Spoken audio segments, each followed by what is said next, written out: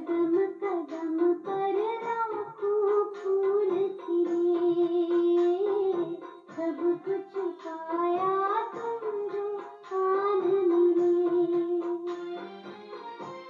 रोशन हुई अब जीवन की बातें, बरस रही है हम पे ताता की बात। मन की बाबा यही अब और, मन की बाबा यही अब और। ओम शांति, ओम शांति, ओम शांति।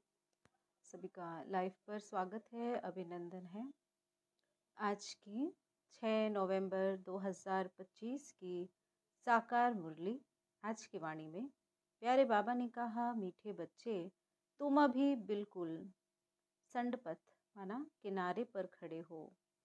तुम्हें अब इस पार से उस पार जाना है, घर जाने की तैयारी करनी है।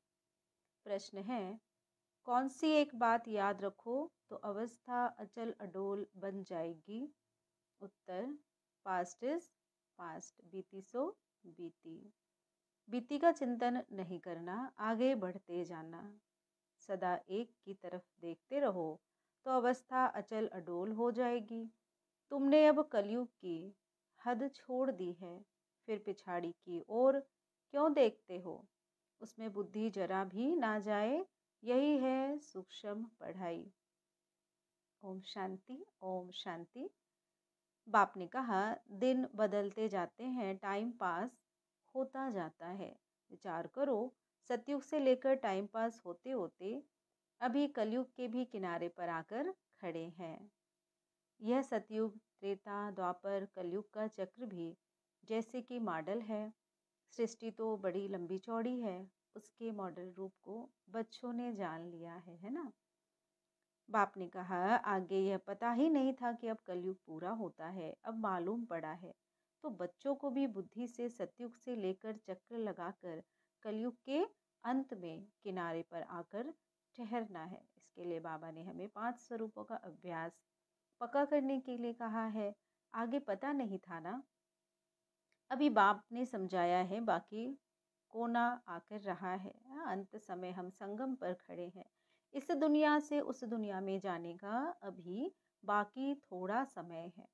यह ज्ञान भी अभी मिला है। इस सतयुग से ना, हम सतयुग से लेकर चक्र लगाते लगाते अब कलयुग अंत पर आकर पहुँचे हैं। अब फिर वापस जाना है अपने घर। भगवान की श्रीमत से योग द्वारा विकर्मों का विनाश करना है और फिर हमें वापस घर जाना है। आने का और निकलने का गेट होता है ना, एंट्रेंस और एग्जिट होता है, यह भी ऐसा है। बच्चों को समझना चाहिए, बाकी थोड़ा किनारा है। यह पुरुषोत्तम संगम युग है। अभी हम किनारे पर हैं, बहुत थोड़ा समय है। अब इस पुरानी दुनिया से ममत्व निकालना है। यह पुरुषोत्तम संगम युग है ना। अभी हम किनारे पर हैं, बहुत थोड़ा समय है। अब इस पुरानी दुनिया से ममत्व निकालना है। अभी तुम कलयुग में नहीं हो, तुमने इस हद को छोड़ दी है, फिर उस तरफ वालों को याद क्यों करना है? बुद्धि क्यों जाती है, जबकि छोड़ दिया है पुरानी दुनिया को। बाबा ने कहा, हम पुरुषोत्तम संगम युग पर हैं, फिर पिछाड़ी में देखें भी क्यों, मुड़कर देखें भी क्यों? बुद्धि योग विकारी दुनिया से क्यों लगाएं? ये बड़ी सूक्ष्म बातें हैं, बाबा जानते हैं। कोई कोई तो रुपये में एक आना भी समझते नहीं, सुना और भूल जाते हैं। तुमको पिछाड़ी तरफ नहीं देखना, बुद्धि से काम लेना है ना। हम पार निकल गए, फिर पिछाड़ी में क्यों देखना है? Past is past. बाप कहते हैं, कितनी महीन बातें समझाते हैं, फिर भी बच्चों का कांधा पिछाड़ी में क्यों लटक रहा है? विकारी दुनिया की तरफ, तमो प्रधानता की तरफ क्यों खींच होती है? कलयुग तरफ लटका हुआ है। बाबा ने कहा कि कलयुग तरफ लटका हुआ है। बाप कहते हैं, कांधा इस तरफ कर दो। वह पुरानी दुनिया तुम्हारे काम की चीज नहीं है। बाबा पुरानी दुनिया से वैराग्य दिलाता है। नई दुनिया सामने खड़ी है, पुरानी दुनिया से वैराग्य है। विचार करो, ऐसी हमारी अवस्था है। बाप कहते हैं पास्ट इज पास्ट, बीती बातों को चितवो नहीं। पुरानी दुनिया में कोई आशा नहीं रखो, अब तो एक ही ऊंच आशा रखनी है हमें। अब घर जाना है और सतयुग में आना है। हम चले अब सुखधाम। बुद्धि में सुखधाम ही याद रहना चाहिए, पिछाड़ी में क्यों फिरना चाहिए। परंतु बहुतों की पीठ मुड़ जाती है। तुम अभी हो पुरुषोत्तम संगम युग पर, पुरानी दुनिया से किनारा कर लिया। यह समझ की बात है ना, कहाँ ठहरना नहीं है। तुम अभी हो पुरुषोत्तम संगम युग पर, पुरानी दुनिया से किनारा कर लिया है। यह समझ की बात है ना, कहाँ ठहरना नहीं है, कहाँ देखना नहीं है। बीती को याद नहीं करना। बाप कहते हैं आगे बढ़ते जाओ, पिछाड़ी को नहीं देखो, एक तरफ ही देखते रहो। तभी अचल स्थिर अडोल अवस्था रह सकती है। उस तरफ देखते रहेंगे तो पुरानी दुनिया के मित्र संबंधी आदि याद पड़ेंगे। नंबरवार तो है ना। आज देखो तो बहुत अच्छा चल रहा है, कल गिरा तो दिल एकदम हट जाती है, बाबा से दूर चले जाते। ऐसे ग्रहचारी बैठ जाती है जो मुरली सुनने पर भी दिल नहीं होता। विचार करो, ऐसा होता है ना। बाप कहते हैं तुम अभी संगम पर खड़े हो तो रुख आगे रखना चाहिए। आगे है नई दुनिया, है ना। श्री कृष्ण का चित्र भी दिखाया है ना। सर है स्वर्ग की तरफ और पैर की तरफ नरक है ना। तो आगे ही नई दुनिया है, तभी खुशी होगी।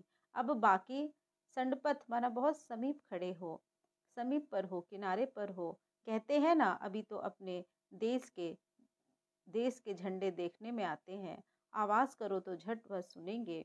संडपथ अर्थात बिल्कुल सामने। तुम याद करते हो और देवताएं आ जाते हैं। आगे थोड़े ही आते थे। सूक्ष्म वतन में ससुर घर वाले आते थे क्या। अब तो पियर घर और ससुर घर वाले जाकर मिलते हैं। फिर भी बच्चे चलते चलते भूल जाते हैं। बुद्धि योग पिछाड़ी में हट जाती है। बाप कहते हैं तुम सबका यह अंतिम जन्म है। तुम्हें पीछे नहीं हटना है, अब पार होना है। इस तरफ से उस तरफ जाना है। मौत भी नजदीक होता जाता है। बाकी सिर्फ कदम भरना है। नाव किनारे आती है तो उस तरफ एकदम उठना पड़ता है ना।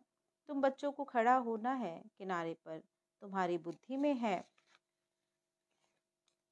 आत्माएं जाती हैं अपने स्वीट होम। यह याद रहने से भी खुशी तुमको अचल अडोल बना देगी। यही विचार सागर मंथन करते रहना है। यह है बुद्धि की बात। हम आत्मा जा रही हैं। अब बाकी नज़दीक सड़पथ पर हैं, बिल्कुल किनारे पर हैं। बाकी थोड़ा समय है। इसको ही याद की यात्रा कहा जाता है। यह भी भूल जाते हैं। चार्ट लिखना भी भूल जाते हैं। अपने दिल पर हाथ रख कर देखो। बाबा जो कहते हैं कि अपने को ऐसा समझो हम नज़दीक संडपथ पर खड़े हैं। ऐसी अवस्था हमारी है। बुद्धि में एक बाबा ही याद हो। बाबा याद की यात्रा भिन्न भिन्न प्रकार से सिखलाते रहते हैं। इस याद की यात्रा में ही मस्त रहना है। बस अब हमको जाना है। यह है सब झूठे संबंध। सच्चा सतयुग का संबंध है। अपने को देखो हम कहाँ खड़े हैं। सतयुग से लेकर बुद्धि में यह चक्र याद करो। तुम स्वदर्शन चक्रधारी होना। सतयुग से लेकर चक्र लगाए आकर किनारे पर खड़े हुए हो। संडपत हुआ ना। कई तो अपना टाइम बहुत व्यर्थ गवाते रहते। 5-10 मिनट भी मुश्किल याद में रहते होंगे। बाबा ने कहा स्वदर्शन चक्रधारी तो सारा दिन बनना चाहिए। अपने 5 स्वरूपों का अभ्यास सारा दिन रखना चाहिए। जबकि जानते हो हम पुरुषोत्तम बन रहे हैं तो जाकर किनारे पर खड़े रहो। जो माफिक चलते ही रहो। क्यों नहीं ये प्रैक्टिस करते हो। क्यों नहीं चक्र बुद्धि में आता है। बाबा प्रश्न पूछ रहे हैं कि क्यों नहीं प्रैक्टिस करते हो, क्यों नहीं यह चक्र बुद्धि में फिराते हो, बुद्धि में आता है। यह स्वदर्शन चक्र है ना। बाबा शुरू से लेकर सारा चक्र समझाते रहते हैं। तुम्हारी बुद्धि सारा चक्र लगाए आकर किनारे पर खड़ी रहनी चाहिए और कोई भी बाहर का वातावरण झंझट ना रहे। दिन प्रतिदिन तुम बच्चों को साइलेंस में ही जाना है। टाइम वेस्ट नहीं गंवाना है, नहीं करना है। पुरानी दुनिया को छोड़ नए संबंध से अपना बुद्धि योग लगाओ। योग नहीं लगाएंगे तो पाप कैसे कटेंगे, कैसे पाप भस्म होंगे। तुम जानते हो यह दुनिया ही खत्म होनी है। इसका मॉडल कितना छोटा है, 5000 वर्ष की दुनिया है। अजमेर में स्वर्ग का मॉडल है, परंतु तुम बच्चों को याद रखना है ना, स्वर्ग का मॉडल है, परंतु क्या जाने हम स्वर्ग में हैं ना। कदम कदम जो मिसल चलते हैं, मंजिल कितनी बड़ी है, बाप तो मंजिल को जानते हैं। बाप के साथ दादा भी इकट्ठे हैं, वह समझाते हैं तो क्या ये नहीं समझा सकते, ये भी सुनते तो है ना। क्या यह ऐसे ऐसे विचार सागर मंथन नहीं करता होगा। कौन? ब्रह्मा बाबा। बाप तुमको विचार सागर मंथन करने की पॉइंट्स सुनाते रहते हैं। ऐसा नहीं कि बाबा बहुत पिछाड़ी में हैं। अरे यह तो दुम लटका हुआ है, फिर पिछाड़ी में कैसे होगा। यह सब गुहे गुहे बातें धारण करनी है, गफलत छोड़ देनी है, समय बर्बाद नहीं करना है, गफलत छोड़ देनी है। बाबा के पास 2-2 वर्ष के बाद आते हैं। क्या यह याद रहता होगा कि हम नज़दीक किनारे पर खड़े हैं, जो लेट आते हैं, जो मुरली नहीं सुनते हैं, क्लास पर नहीं जाते हैं, बाबा मिलन के लिए नहीं जाते हैं, तो क्या उनको याद रहता होगा। अगर याद रहे तो जाए बिना रह न सके। अभी जाना है, ऐसी अवस्था हो जाए तो बाकी क्या चाहिए। बाबा ने यह भी समझाया है, डबल सिर ताज ये सिर्फ नाम है, बाकी लाइट का ताज कोई वहाँ रहता नहीं है। ये तो पवित्रता की निशानी है। पीछे एक चक्र दिखाते हैं ना देवी देवताओं के, तो वो पवित्रता की निशानी दिखाते हैं। जो भी धर्म स्थापक है, उनके चित्र में लाइट जरूर दिखाते, क्योंकि वह वाइसलेस सतो प्रधान है, रजो तमो में आते हैं। तुम बच्चों को नॉलेज मिलती है, उसमें मस्त रहना चाहिए। बाबा ने कहा, भल तुम हो इस दुनिया में, परंतु बुद्धि का योग वहाँ नई दुनिया में, सतयुग की दुनिया में लगा रहे। इनसे भी तोड़ तो निभाना है ना, यहाँ का संबंधियों से तोड़ तो निभाना है ना। जो स्कूल के होंगे वह निकल आएंगे, सैपलिंग लगना है। आदि सनातन देवी देवता धर्म वाले जो होंगे वह जरूर पीछे पीछे आएंगे। पिछाड़ी में आने वाले भी आगे वालों से तीखे जाएंगे। यह पिछाड़ी तक होता रहेगा। वह पुराने से तीखे कदम बढ़ाएंगे। सारा इम्तिहान है याद की यात्रा का, भल देरी से आए हैं, याद की यात्रा में लग जाएंगे और सब धंधा धोरी छोड़ इस यात्रा में बैठ जाएंगे। भोजन तो खाना ही है, अच्छी रीति याद में रहे तो इस खुशी जैसी कोई खुराक नहीं। यही तात लगी रहे। अभी हम जाते हैं, 21 जन्म का राज्य भाग्य मिलता है। लॉटरी मिलने वाले को खुशी का पारा चढ़ जाता है। तुमको बहुत मेहनत करनी है, इसको ही अंतिम अमूल्य जीवन कहा जाता है ना। गाते हैं 84 तो अर्थ तो नहीं समझते ना। ये 84वां जो लकेस्ट जन्म है, उसके लिए कहा गया 184। तो बाबा कहते इसको ही अंतिम अमूल्य जीवन कहा जाता। याद की यात्रा में बहुत मजा है। हनुमान भी पुरुषार्थ करते करते स्थिरियम बनाना। भंबोर को आग लगी, रावण का राज्य जल गया, यह एक कहानी बना दी है। बाप यथार्थ बैठ बातें समझाते हैं। रावण राज्य खलास हो जाएगा। स्थिरियम बुद्धि इसको कहा जाता है ना। बुद्धि स्थिरियम है ना, स्थिति अचल अडोल है। बस अब संडपत है, हम जा रहे। इस याद में रहने का पुरुषार्थ करो, तब खुशी का पहाड़ा चढ़ेगा। आयु भी योग बल से बढ़ती जाती है। तुम अभी देवी गुण धारण करते हो, फिर वह आधा कल्प चलती है। इस एक जन्म में तुम इतना पुरुषार्थ करते हो, जो तुम जाकर लक्ष्मी नारायण बनते हो, तो कितना पुरुषार्थ करना चाहिए, है ना। इसमें कोई गफलत, कोई टाइम बर्बाद नहीं करना चाहिए। बाबा ने कहा टाइम वेस्ट नहीं करना है, जो करेगा सो पाएगा। बाप शिक्षा देते हैं, बाप शिक्षा देते रहते हैं। रोज हमें मुरलियों से बाबा शिक्षा देते हैं। ये हमारे ब्राह्मण जीवन की मोस्ट एसेंशियल पढ़ाई है, जो हमें रोज भगवान आके पढ़ाता है। हम इतने खुश नसीब हैं कि परमात्मा द्वारा हमारी शिक्षा चल रही है। परमात्मा स्वयं हमारा टीचर बना है। तो बाप कहते तुम समझते हो, कल्प कल्प हम विश्व के मालिक बनते हैं। इतने थोड़े टाइम में कमाल कर देते हैं, सारी दुनिया को चेंज कर देते। बाप के लिए कोई बड़ी बात नहीं, कल्प कल्प करते हैं। बाप समझाते हैं, चलते फिरते खाते पीते अपना बुद्धि योग बाप से लगाओ। यह गुप्त बात बाप ही बच्चों को बैठ समझाते हैं। अपनी अवस्था को अच्छी रीति जमाते रहो। नहीं तो उच्च पद पा नहीं सकेंगे। तुम बच्चे नंबरवार पुरुषार्थ अनुसार मेहनत करते हो, समझते हो अभी तो हम किनारे पर खड़े हैं, फिर पिछाड़ी में हम क्यों देखें। आगे कदम बढ़ाते रहो, इसमें अंतर्मुखता बहुत चाहिए। इसीलिए कछुए का भी मिसाल है। यह मिसाल आदि सब तुम्हारे लिए है। सन्यासी तो है ही हठयोगी, वह तो राजयोग सिखला न सके। वे लोग सुनते हैं तो समझते हैं यह लोग हमारी इंसल्ट करते हैं, इसीलिए यह भी युक्ति से लिखना है। बाप बगैर राजयोग कोई सिखला न सके। इनडायरेक्ट बोला जाता है तो ख्याल ना हो। युक्ति से चलना होता है, जो सर्प भी मरे और लाठी भी नहीं टूटे। कुटुंब परिवार आदि सबसे प्रीत रखो, परंतु बुद्धि का योग बाप से लगाना है। तुम जानते हो हम अभी एक की मत पर हैं। यह है देवता बनने की मत। इसको ही अद्वैत मत कहा जाता है। बच्चों को देवता बनना है। कितना बार तुम बने हो? अनेक बार। अभी तुम संगम युग पर खड़े हो। यह अंतिम जन्म है। अब तो जाना है, पिछाड़ी में क्या देखना है। देखते हुए फिर भी अपनी अडोलता में तुम खड़े रहो। मंजिल को भूलना नहीं है। तुम ही महावीर हो जो माया पर जीत पाते हो। अभी तुम समझते हो हार और जीत का यह चक्र फिरता रहता है।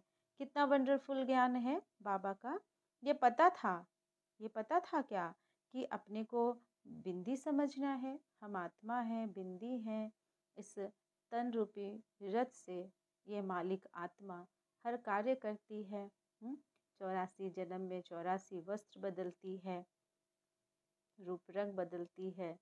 हर जन्म का अपना कर्म और लेखा जोखा है। तो ये नहीं समझते थे ना। बाप ने कहा अपने को बिंदी समझना है। इतनी छोटी सी बिंदी में सारा पाठ नूंदा हुआ है, जो चक्र फिरता रहता है। बहुत वंडरफुल है ये ज्ञान।